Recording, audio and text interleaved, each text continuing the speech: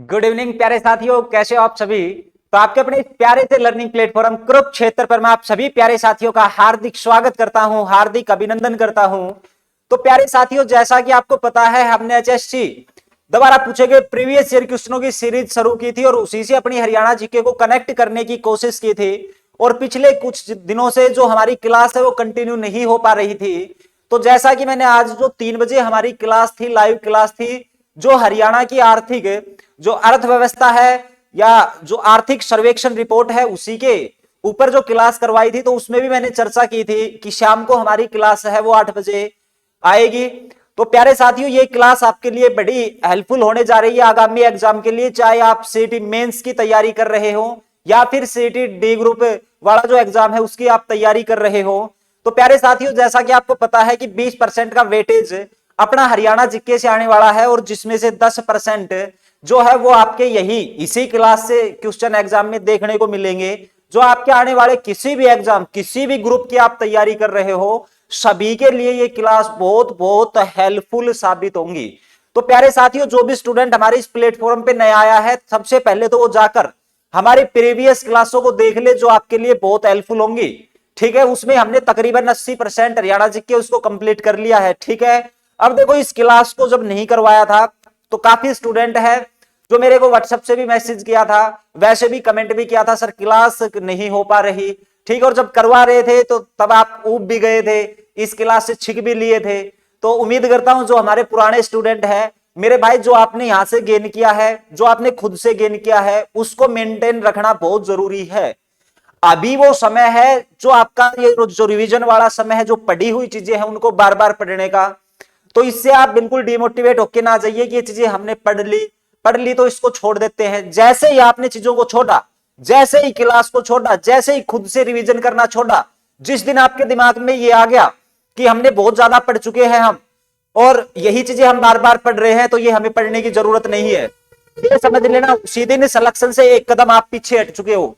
ठीक है, तो ये जो क्लास है ये आपको कंटिन्यू रखनी है मेरे भाई। ठीक है, कंटिन्यू अगर आप रखोगे इसको तो भाई जिस दिन आपका एग्जाम होगा उस दिन आपको पता लगेगा कि भाई सारे जो क्वेश्चन है उसमें किसी में हमें संदेह नहीं है, डाउटफुल कोई क्वेश्चन नहीं है, जो हमने पढ़ा है उसमें कोई डाउट नहीं है। नया ही क्वेश्चन आ गया, दूसरी बात है वो सभी स्टूडेंट ने गलत होगा।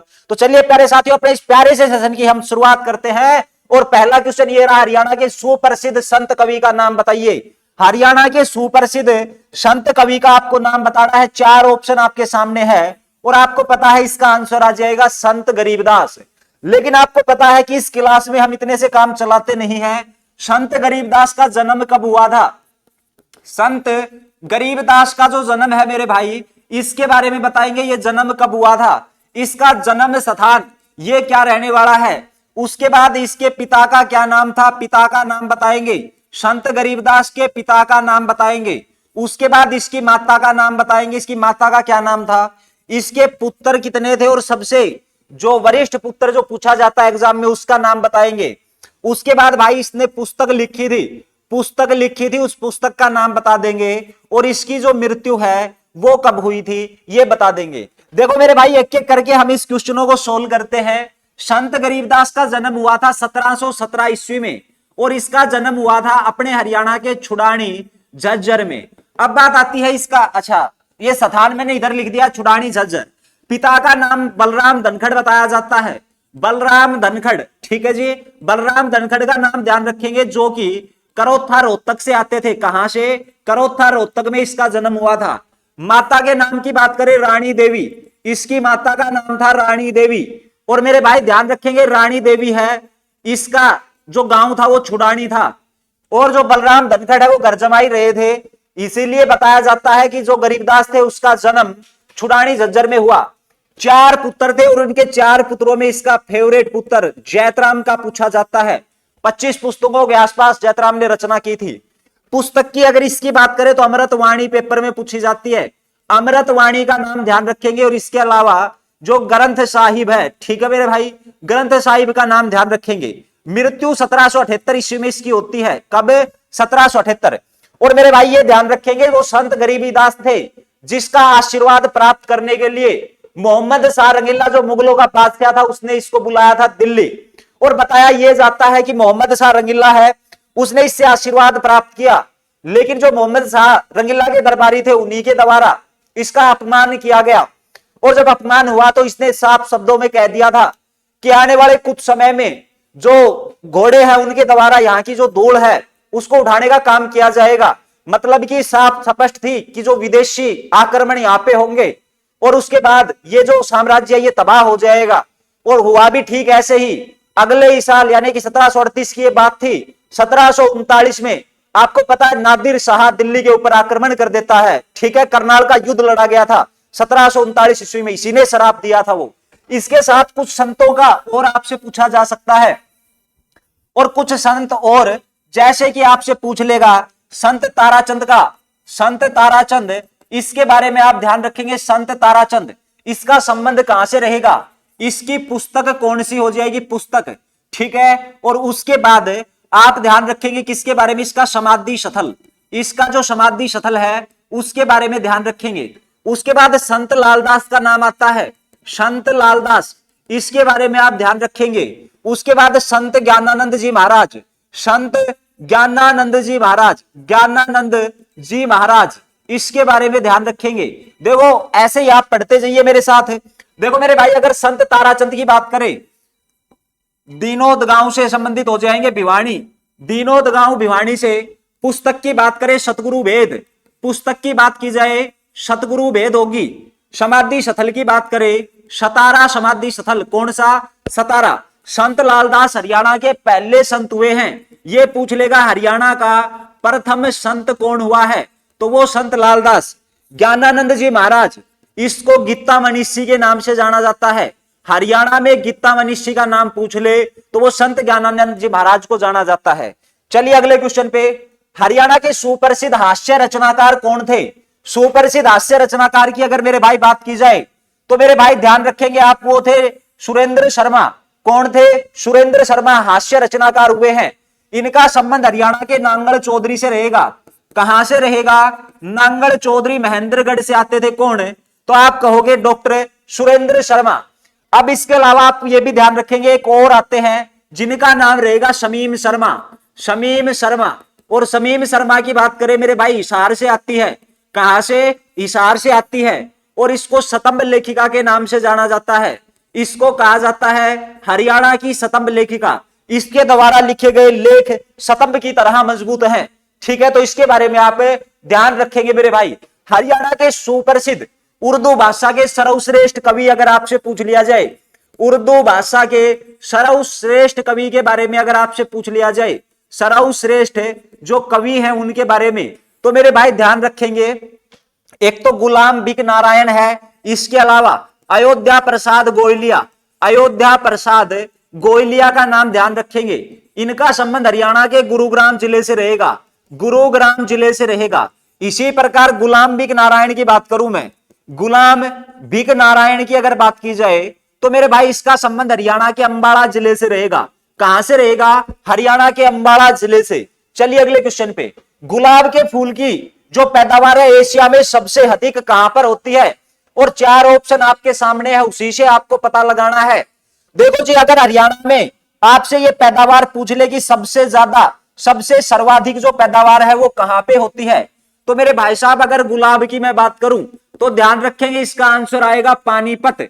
लेकिन आपने ऑप्शन में पानीपत नहीं है तो हम ये कह देंगे इसकी पैदावार सबसे ज्यादा चंडीगढ़ में होती है, चंडीगढ़ में। अगर आपसे गेंदा का फूल पूछ लिया जाए, गेंदा का फूल ये सबसे ज्यादा कहां पर होता है, तो आप कहेंगे जी गेंदे का फूल होता है गुरुग्राम में, गुरुग्राम में। फसलों से संबंधित क्वेश्चन है। आप मेरे को लहसुन का उत्पादन बता देंगे हरियाणा में सबसे ज्यादा कहां पर। आप आलू के उत्पादन के बारे में आंसर कर सकते हैं, मेथी के बारे में आंसर कर सकते हैं।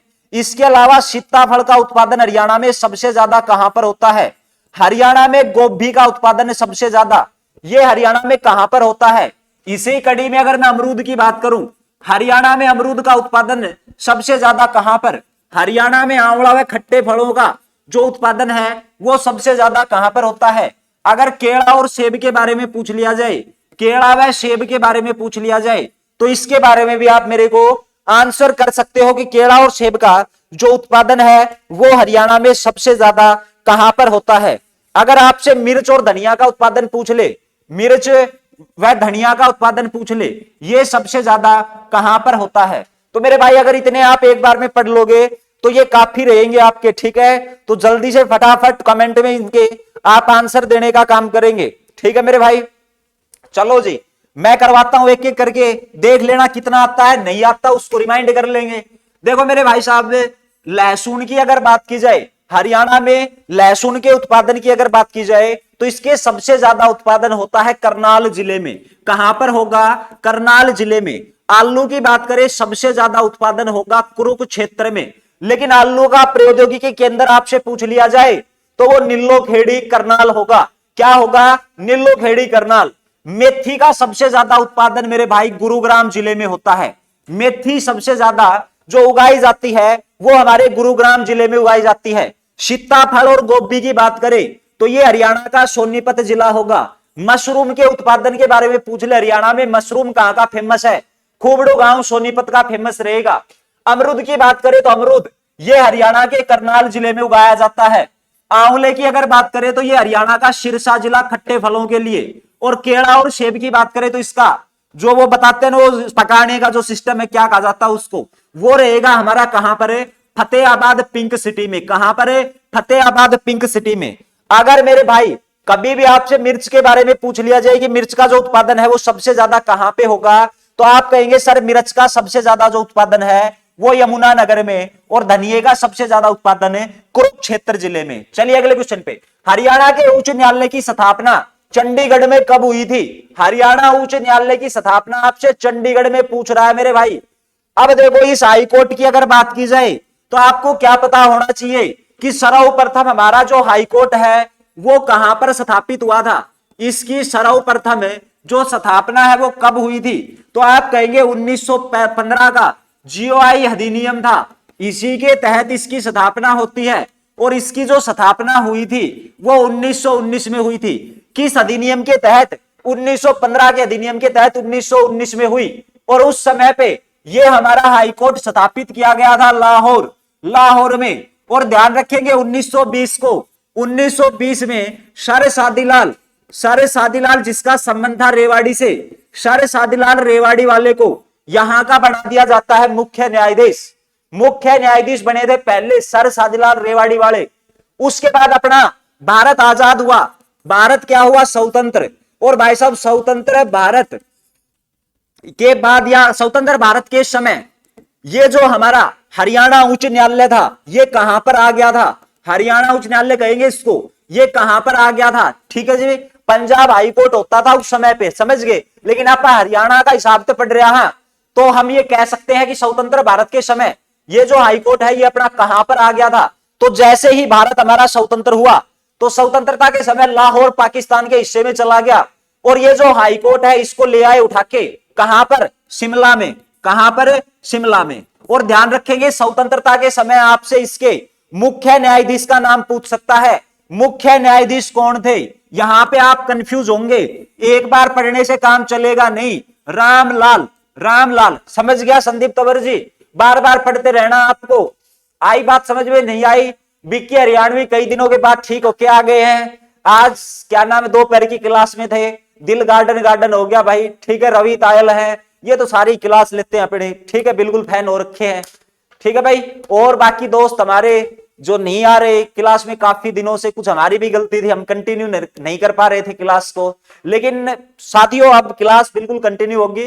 कभी कभी इश्यू आ जाता है, ठीक है। कुछ आप भी बोर हो गए थे रोज यही शक्ल देख के, ठीक है, रोज यही कंटेंट देख के, तो आप भी थोड़े हो गए थे, आपके मन में भी खोट था, इसीलिए मैं बीमार हो गया तो क्लास नहीं हो पाई, ठीक है। आज मेरी सेहत बिल्कुल अच्छी है तो आपको एक अलग एनर्जी दिख रही होगी मेरे अंदर। समझ में आया कि नहीं आया? सेहत के ऊपर मत जाना, कभी सोचो इतना सा है पहिया का, समझ गए, एनर्जी से भरा हुआ है अंदर। उसके बाद बात आती है हरियाणा हाईकोर्ट जो शिमला में स्थापित हुआ था, इसके मुख्य न्यायाधीश कौन हुए हैं? रामलाल हुए हैं मेरे भाई, रामलाल, स्वतंत्रता के समय। लेकिन 1955 में इस हाईकोर्ट का स्थानांतरण हो गया और मुख्यालय शिमला से कहां पर आ गया? तो आप कहेंगे सर शिमला से चंडीगढ़ उठा ले आए हम इसको। कहां ले आए? चंडीगढ़। शिमला से चंडीगढ़ पंजाब हाईकोर्ट का जो मुख्यालय है वो कब आया? 1955 में। लेकिन मेरे भाई अभी हरियाणा पंजाब का हिस्सा है, ना कि हरियाणा बना, तो हम ये नहीं कह सकते कि हरियाणा जो उच्च न्यायालय है इसकी स्थापना चंडीगढ़ में हो गई 1955। ना ना ना ना। लेकिन आप इसके साथ साथ ध्यान रखेंगे कि इस समय पे जो हमारे मुख्य न्यायाधीश हुआ करते थे वो कौन हुआ करते थे, उसका क्या नाम था, कब, 1955 में। और उसका नाम ध्यान रखेंगे अमरनाथ भंडारी। कौन हो जाएंगे मेरे भाई, अमरनाथ भंडारी। इतनी बात समझ में आ गई आपको। अब थोड़ा आगे बढ़ते हैं। जो हमारे पुराने स्टूडेंट हैं उनको तो सारी चीजें थोड़ा सा बताने की जरूरत है। और मेरे भाई अगर आपने इतना विश्वास बनाया ना, क्योंकि मेरे को पता है आप अगर सारी क्लास ले रहे हो, जिस दिन आपका एग्जाम होगा उससे सही सही 5 दिन पहले घमासान होगा इस चैनल पे। और घमासान ऐसा होगा कि सुबह लगेंगे और सुबह से लेकर शाम तक पूरी हरियाणा जी के कंप्लीट। नेक्स्ट डे लगेंगे सुबह से लेकर शाम तक सारी हरियाणा की इकोनॉमी फैला रखी है ना सरकार ने गंद की इकोनॉमी पढ़ लो, आर्थिक सर्वेक्षण, बजट बजट। अगर आप 3 बजे की क्लास में आते रहे तो गारंटी से 10-15 दिन में वो भी आपको रोज ऐसे लगेगा कि ये भी डाटा ये है, सारा बार बार हो रहा है। ऐसा मैं उसमें से क्रीम निकालने की कोशिश कर रहा हूं जिसमें हम सक्सेस होंगे और आपके एग्जाम में मैक्सिमम मार्क जो है वो ऑब्टेन होंगे। ठीक है, लेकिन आपको क्लास से कंटिन्यू रखनी है। अब आपके देखने से हमें मतलब कोई फायदा नहीं होता है, ठीक है, लेकिन ये आप लग गए तो हमें बहुत ज्यादा फायदा है। आप लग गए तो मुझे बहुत इतनी खुशी होगी, मतलब उस खुशी को आप उन किसी पैसे से तुलना नहीं कर सकते। ठीक है, हमें ये खुशी होगी चलो भाई हमने पढ़ाया, हमारे ऊपर ट्रस्ट किया, बच्चे ने खुद मेहनत की, थोड़ा बहुत अगर उसमें 0.1% भी हमारा रोल रहा तो उसी में हमें बहुत ज्यादा खुशी मिलेगी, इसीलिए हम मेहनत कर रहे हैं। ठीक है मेरे भाई, तो ध्यान रखेंगे। अभी हमने इतना पढ़ लिया, अब बात आती है अपना हरियाणा, पंजाब और चंडीगढ़। ठीक है जी, इस हाई कोर्ट की स्थापना कब हुई, तो ध्यान रखेंगे ये जो हमारा हाई कोर्ट है इसकी स्थापना होती है कब, 1 नवंबर 1966 को। और आपसे क्वेश्चन पूछा जाएगा स्थापना के समय पे इसके जो मुख्य न्यायाधीश बने थे वो कौन थे, तो आपने देखा पहला मुख्य न्यायाधीश सर सादीलाल था, स्वतंत्रता के समय रामलाल थे, और जब ये ट्रांसफर हुआ था शिमला से चंडीगढ़ अमरनाथ भंडारी थे, और अब आ जाएंगे हमारा रामर महला मेहर सिंह। कौन हो जाएंगे, मेहर सिंह का नाम है, ये आप ध्यान रखेंगे। ठीक है जी, अब बात ये आती है सर्वाधिक समय तक इसके मुख्य न्यायाधीश, सर्वाधिक समय तक इसके मुख्य न्यायाधीश कौन रहे, सर्वाधिक समय तक मुख्य न्यायाधीश। और मेरा भाई अगर मैं की बात करूं ना तो इसको नाम के रहेगो तो आपने वो नाम पढ़ चुका, अमरनाथ भंडारी इसके सर्वाधिक समय तक मुख्य न्यायाधीश रहे हैं। कौन, तो आप कहेंगे अमरनाथ भंडारी। आई बात समझ में। उसके बाद ये भी पूछ सकता है कि सबसे कम समय तक कौन रहे, सबसे कम समय तक। और सबसे कम समय की मैं बात करूं तो मेरे भाई देवी सिंह तेवतिया, देवी सिंह तेवतिया का नाम ध्यान रखेंगे, तेवतिया। वह के बाद हमने 2 नाम और ध्यान रखने हैं, एक नाम तो तीरथ सिंह ठाकुर का ध्यान रख लियो मेरा भाई, किसका, तीरथ सिंह ठाकुर, और दूसरा नाम रंजन गगोई। ठीक है जी, रंजन गगोई। ये कौन है, ये भाई साहब अपना जो पंजाब हरियाणा चंडीगढ़ हाई कोर्ट है इसके मुख्य न्यायाधीश रह चुके हैं। और मुख्य न्यायाधीश इसके साथ साथ है ये ऐसे व्यक्ति थे जो भारत के सुप्रीम कोर्ट के मुख्य न्यायाधीश बने हैं। तो आपसे ये पूछ लेगा हरियाणा, पंजाब और चंडीगढ़ हाई कोर्ट के ऐसे मुख्य न्यायाधीश जो सुप्रीम कोर्ट में भी मुख्य न्यायाधीश रहे, तो वो 2 बाबूजी ये थे। ठीक है मेरे भाई, तो इतना पढ़ लोगे तो आपका काम बन जाएगा। और एक क्वेश्चन मैं आपको बताते हुए चलता हूं, अगर आपसे ये पूछ ले कि हमारे हाई कोर्ट का वर्णन हमारे कौन से अनुच्छेद में है, तो आप कहेंगे सर आर्टिकल नंबर 214 214 ये बताता है कि प्रत्येक राज्य का एक हाई कोर्ट होगा, प्रत्येक राज्य का एक हाई कोर्ट होगा। ठीक है मेरे भाई साहब, 2 या अधिक राज्यों के लिए एक भी हाई कोर्ट हो सकता है। बाघड़ा नहर द्वारा हरियाणा के किस जिले में सिंचाई की जाती है, यह बताना है आपको कि बाघड़ा नहर हरियाणा के कौन से जिले में सिंचाई करती है। तो आपको पता ही है जी, बाघड़ा नहर का तो जाल बिछा पड़ा है। बाघड़ा नहर हरियाणा में प्रवेश कहां से करती है, फतेहाबाद के टोहाना से। वहीं से ही बहुत सारी नहरें निकाल दी गई, नहरें निकाल दी गई तो टोहाना को कहा जाता है नहरों का नगर। मोस्ट इंपोर्टेंट क्वेश्चन है, अगर आपसे पूछ ले नहरों का नगर किसे कहा जाता है, तो वो कहा जाता है टोहाना को। कहां को? टोहाना को कहा जाता है भाई नहरों का नगर। अब देखो यहां पर सारे जिलों में सिंचाई की जाती है भाखड़ा नहर से, ठीक है, लेकिन एक नहर का और पढ़ेंगे अगले में, चलो आज इसमें इतना ही पढ़ लेते हैं। टोहाना से निकाली गई है, ठीक है, बाकी अगली क्लास में देख लेंगे। ताजेवाड़ा के बारे में कर लेते हैं। ताजेवाड़ा हैंडवर्क्स नामक प्रसिद्ध पर्यटक स्थल हरियाणा के किस जिले में स्थित है? तो मेरे भाई ताजेवाड़ा का सभी का पता होगा ना, लेकिन पेपर में पूछ ले ताजेवाड़ा बैराज कब बना था, ताजेवाड़ा बैराज कब बना था, यहां से होंगे आप कंफ्यूज। लेकिन अब आपने हमारी क्लास ले ली है, और आपने हमारी क्लास ले ली तो आप कंफ्यूज नहीं होंगे, क्योंकि इसकी स्थापना हुई थी 1873, ठीक है। कल एक भाई के, परसों एक भाई के पेट में दर्द हो रहा था भाई, ठीक है, कमेंट कर रहा था तरह तरह के, समझ गए आप, पता नहीं वो दोबारा करेगा तब देखेंगे, खाम खा के कमेंट कर रहा था। अब मैंने परसों एक वीडियो बनाई थी कि भाई सीईटी की लास्ट डेट है आज, और कोई भी भाई अगर अपना फोरम अपडेट नहीं कर पाया है तो वो अपना फोरम अपडेट कर ले, और फोरम किसको अपडेट करना है उसके बारे में मैंने जानकारी दी थी, और 2 मिनट 45 सेकंड की जो है वो वीडियो बनाई थी। अब मेरे हिसाब से मेरे को ना लगता कि मैंने उसमें कुछ गलत कहा, ठीक है, या फिर कोई मतलब कि एडवांस बात वहां पे की, ठीक है, या कोई मतलब किसी भी प्रकार की कोई बात की हो। लेकिन एक भाई साहब को 2 दिन से परेशानी हो रही है, ठीक है, वो बार बार ये कह रहा है कि क्या नाम है आप मतलब कि ये कर रहे हो, आपके पेट में दर्द है, आपको नंबर हजम नहीं हो रहे हैं, लोगों के नंबर ज्यादा हैं। अब मैं उसको क्या ही कहूं मेरे भाई, है भाई। तो भाई कम से कम अगर आप देख रहे हो, जिस साथी ने वो कमेंट किया था, तो कम से कम आप ये तो देख ले किस वीडियो पे क्या कमेंट करना है। नंबर वाली उससे पहले बनाई थी, उस पे किया हो आपने, तब तो आप कहते भी भाई नंबर हजम ना हो रहे आपके, कम कट ऑफ बता दी। और वैसे भाई साहब अपने जीभ के ऊपर मां सरस्वती विराजमान रहती है जब जब बोलते हैं, ठीक है, जो कट ऑफ बता दी ना उस वीडियो में वो ही रहेगी।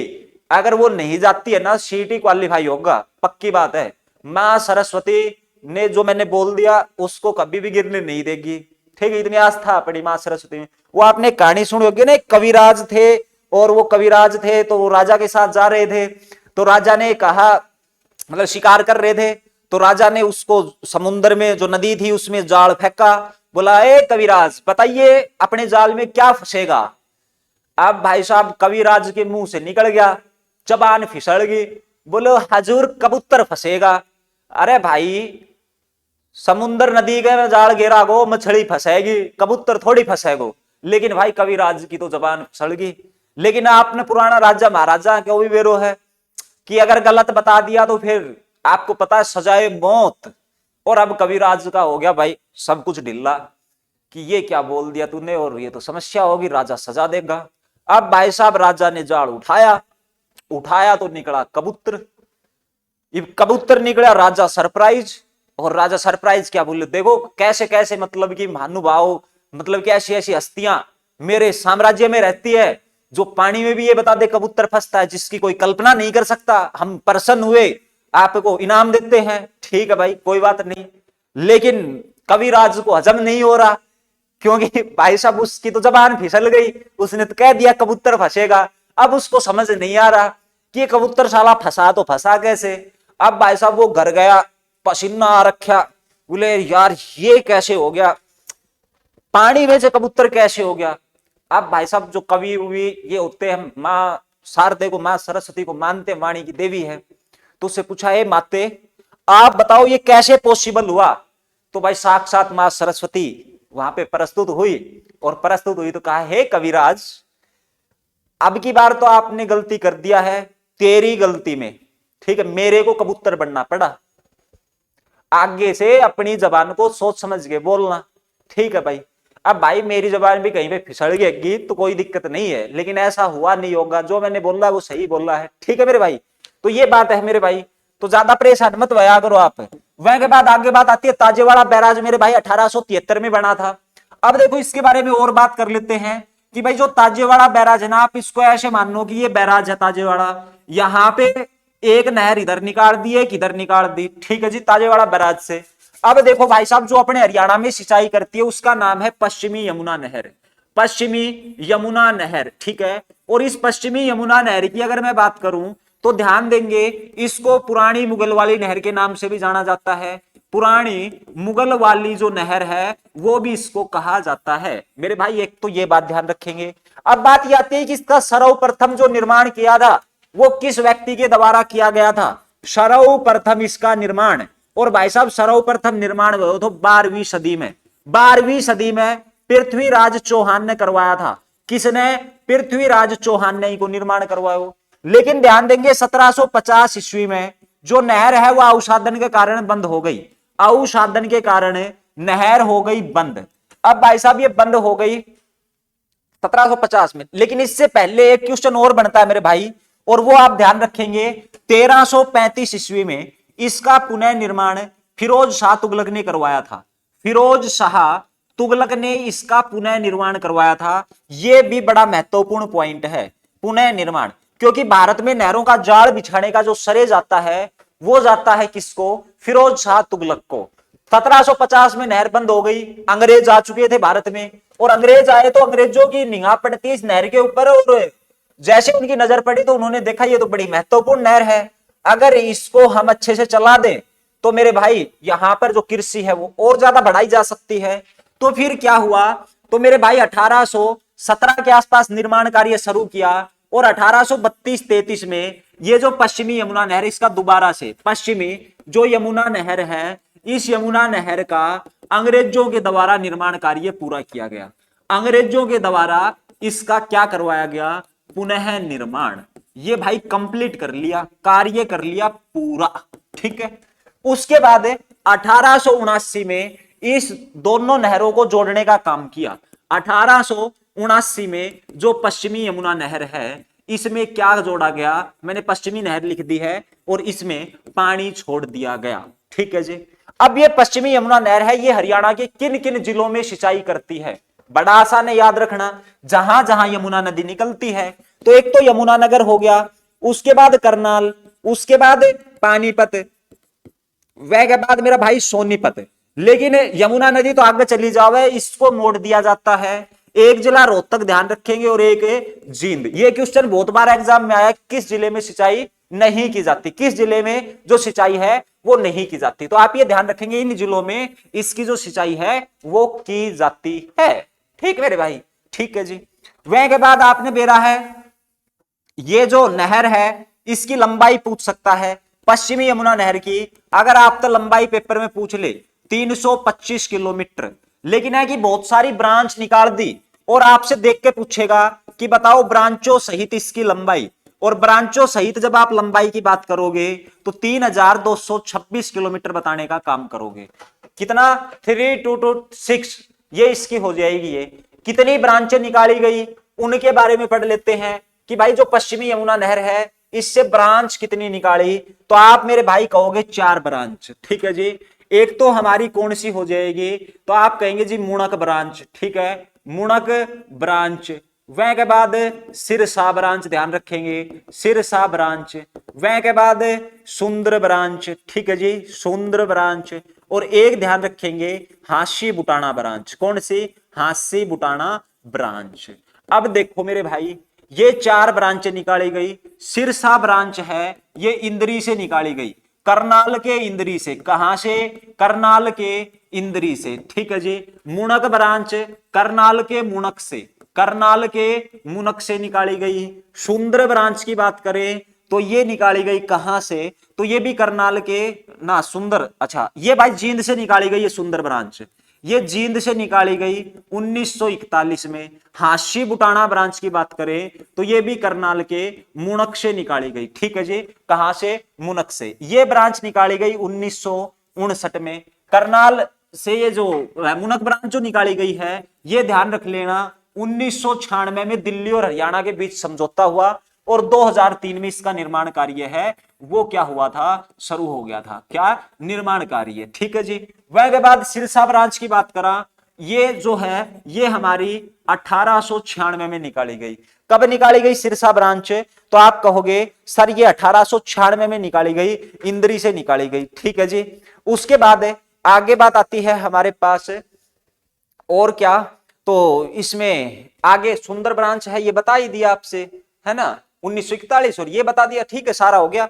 अब देखो दिल्ली की जीवन रेखा किसे कहा जाता है, तो आप कहोगे सर दिल्ली की जीवन रेखा मुनक ब्रांच को कहा जाता है। ठीक भाई, चलो जी, तो ये है ताजेवाला और ये कहां पे, ये मुन्नानगर। अगला क्वेश्चन, हरियाणा में प्रदेश में वर्तमान में उपमंडलों की संख्या। हरियाणा की आर्थिक सर्वेक्षण रिपोर्ट में पहली क्लास में मैंने पढ़ाने का काम किया था, 62 प्लस 2 10 प्लस 2 74 हो जाएंगी, आर्थिक सर्वेक्षण रिपोर्ट में कह रखा है। चलो जी आगे, हर क्षेत्रफल की दृष्टि से हरियाणा का सबसे बड़ा जिला, क्षेत्रफल की दृष्टि से इनमें से सबसे बड़ा जिला भिवानी हो जाएगा।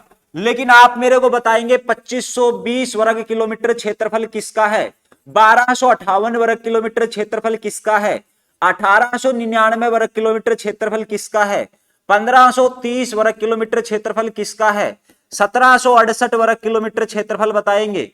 ठीक है, उसके बाद अगर बात करें तो 1745 वर्ग किलोमीटर क्षेत्रफल किसका है, 3983 किसका रहेगा वर्ग किलोमीटर में, 4277 वर्ग किलोमीटर किसका रहेगा, 3983 वर्ग किलोमीटर है, ये किसका रहेगा। चलो इतने बता दो।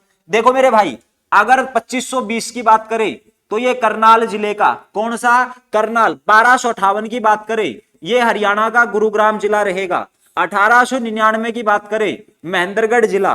1530 की बात करें हरियाणा का कुरुक्षेत्र जिला। 1768 की बात करें हरियाणा का यमुनानगर जिला। उसके बाद 1745 की बात करें हरियाणा का रोहतक जिला, हरियाणा का रोहतक जिला। 3983 की अगर बात करें तो ये हरियाणा का हिसार जिला हो जाएगा।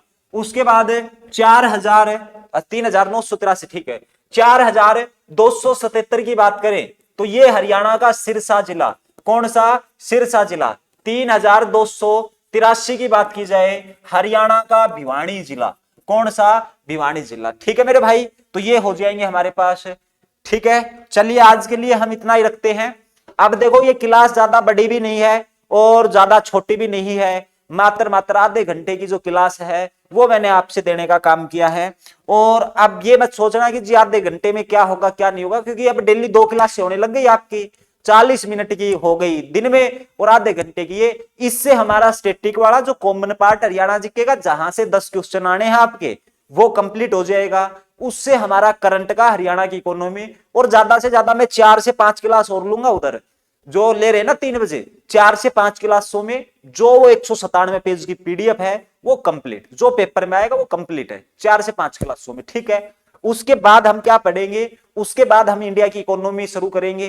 ठीक है, डिमांड सप्लाई वगैरह के बारे में, प्रोडक्शन वगैरह जो भी है उनके बारे में हम पढ़ेंगे, क्योंकि एग्जाम इकोनॉमी आएगी, बहुत बेहतरीन तरीके से पढ़ाएंगे। इकोनॉमी खत्म हो जाएगी तो आपको ईवीएस पढ़ाएंगे, वो खत्म होगी तो आपको डिजास्टर मैनेजमेंट है वो भी पढ़ाएंगे। ठीक है, और उसके बाद आपका हम लेंगे टेस्ट, आपको देंगे टेस्ट सीरीज। ठीक है, तो जुड़े रहिए अपने यहीं पर। ठीक है, दूसरा भाई साहब आपको कोई दिक्कत नहीं आने देंगे। ठीक है, उसी के लिए मैं बार बार आपसे बताने लग गया हूं।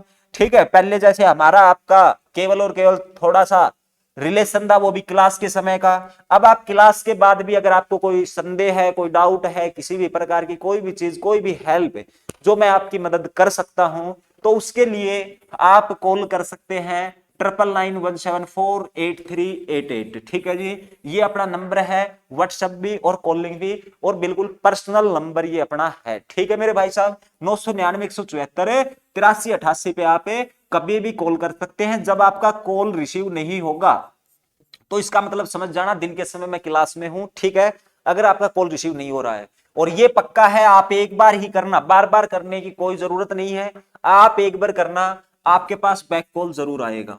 पक्की बात है, बैक कॉल आपके पास जरूर आएगा मेरे भाई। अगर आपने मैसेज भी किया है किसी चीज को लेके, उसका रिप्लाई भी आपको जरूर मिलेगा। थोड़ी देरी जरूर लग सकती है, लेकिन जब भी मैं फ्री होऊंगा तो उस चीज का भी आपको रिप्लाई दिया जाएगा। ठीक है मेरे भाई, तो चलिए प्यारे साथियों, अब आपसे विदा लेने का समय आ चुका है, और फूल मालाओं के साथ धुआं धुआं करके मेरे को विदा कर दिया जाए। इसी एनर्जी के साथ कल फिर मिलेंगे, और शाम को 8 बजे और दिन में 3 बजे देखना ना भूलिए कुरुक्षेत्र। ठीक है मेरे भाई, चलिए।